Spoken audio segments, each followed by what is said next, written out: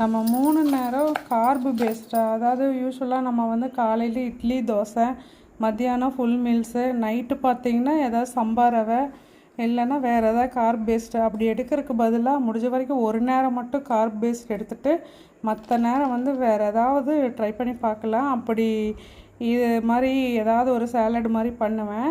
இன்றைக்கி பார்த்திங்கன்னா அந்த கேப்சிகம் வந்து நம்ம வடச்சட்டிலேயே வதக்கலாம். அதுக்கு பதிலாக நான் இன்றைக்கி பேக்கிங் மோடில் போட்டு ஒரு 200 செல்சியஸில் 12 மினிட்ஸ் வச்சேன். இடையில திராட்சை வச்சுருந்தேன். அது பார்த்திங்கன்னா ஒரு 5-6 நிமிஷத்துலேயே இதாகிடுச்சு. அதுக்கப்புறம் வேக வச்ச சுண்டல் கூட இது எல்லாத்தையும் போட்டு மிக்ஸ் பண்ணிவிட்டு கடைசியாக அந்த லெட்யூஸ் வாங்கியிருந்தேன். லெட்யூஸ் கிடையாது, அது ஐஸ்பர்க்.